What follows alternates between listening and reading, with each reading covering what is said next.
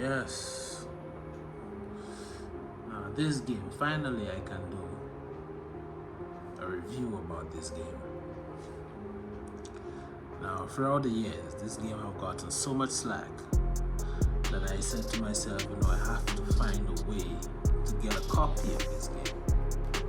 Believe it or not, it took me 5 years to get a copy of this game. 5 years. And finally I did. A copy of this game can cost you anywhere between $40 to $50 for this game. Even though this game is considered one of the worst JRPGs or RPGs ever on the PlayStation 3. I personally don't believe it is the best game ever, but it's just my own personal opinion. I don't think it's the worst game on the PS3 system. Though many might, refute with me and say, you don't know what you're talking about, you're not a true gamer. Yeah, man, but I am a true gamer, and I'm gonna tell you, this game is not the worst game on the PS3. But it's not really a standout game either.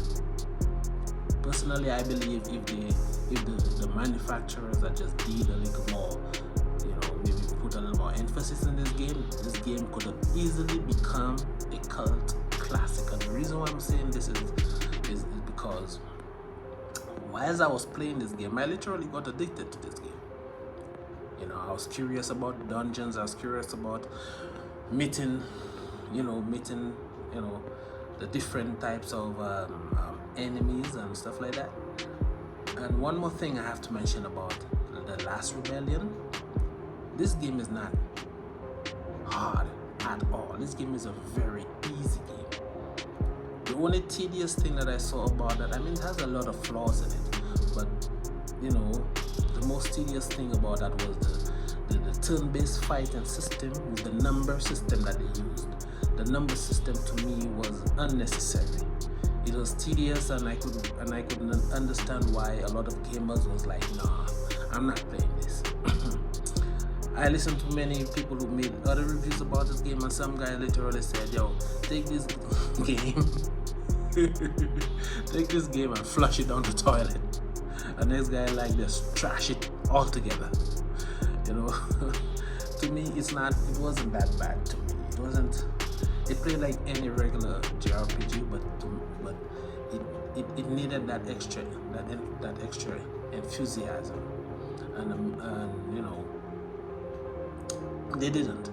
The graphics of this game felt like a PS2 graphics. The game, it was not really, I'll say it was not that appealing of a game to play. But I got addicted to this. I actually beat this game. I beat this game from the start to the finish.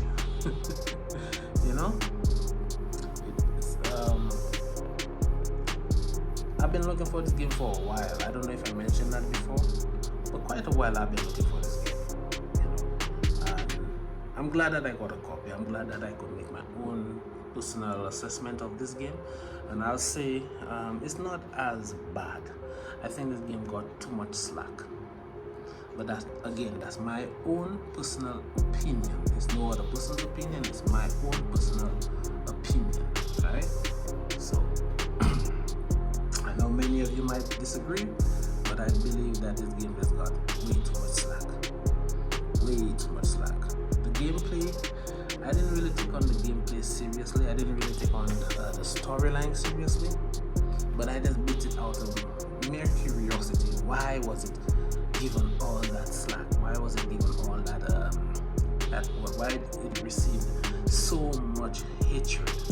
And I could understand that some gamers, they want to play a game that is exciting. They want to play that is a game that it's easy to get along with. It's easy to understand the gameplay.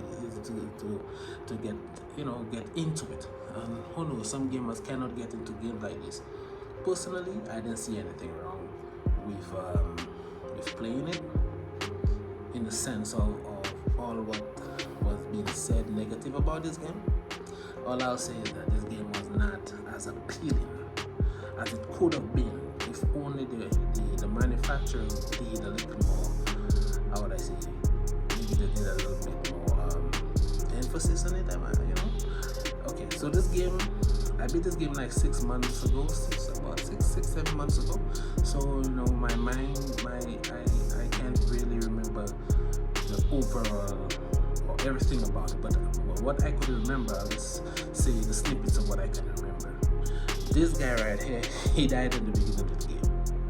He died trying to defend the king. The king was killed by his son, and he's not even actually the son of the king. He's actually the stepson of the king.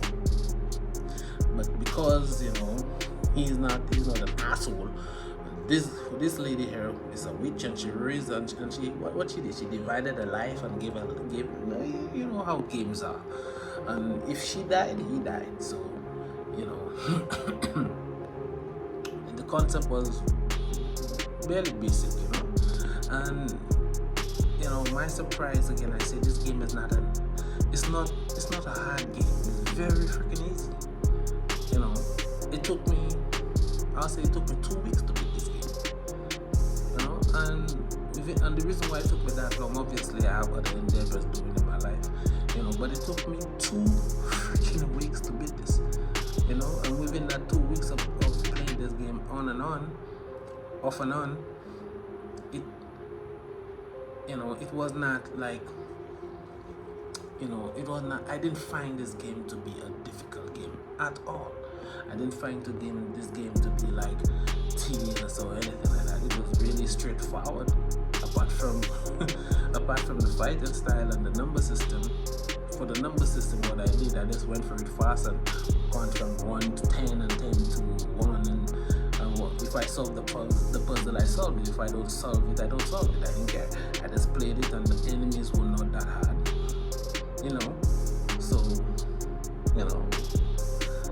So I remember I listened to a viewer, an ex-reviewer, and he said that this game was difficult. No, it's not. No, I only died probably like twice in this game, and that was in the beginning of this game when I was trying to understand this game, understand the fighting system and the number system. By the time I got it, it's like nothing. When you power up, this guy gets super duper power, and if he's down, she gives him life. And and this game actually reminds me a lot of Fairy Fancy F. Fairy Fancy F was the next game that I played that was not that difficult, and I got the feeling of Fairy Fancy F while playing this game, So I always say to you, to anyone out there, if you get a copy of this game, don't fling it in, put it in the PlayStation free and play.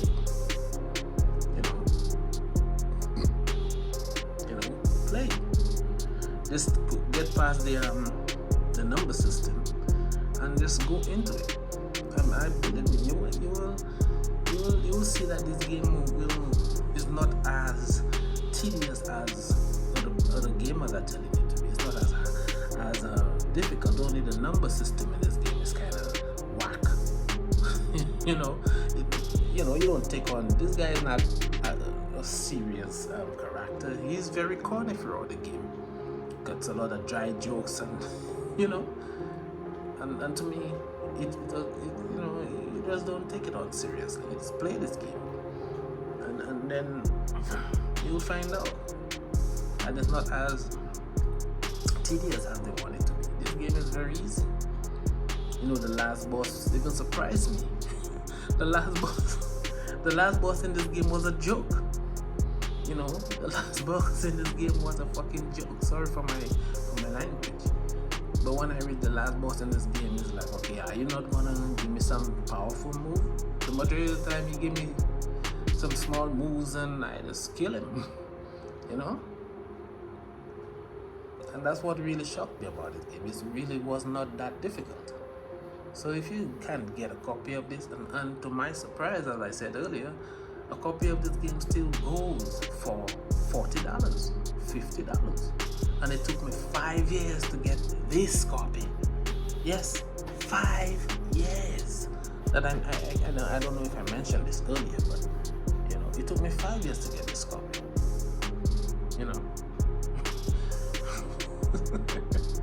Yeah, man, you get a copy. You see a copy of this game, buy, play. Apart from the number system and all, if you could get past that, believe me, you'll get addicted to playing this game. But anyway, just just play. That's all I got to say to you.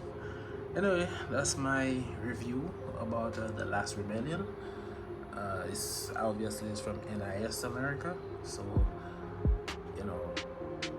NIS America games are usually rare games, usually a limited print of those kind of their games. So you get a copy of this, buy it, play it. That's all I have to say.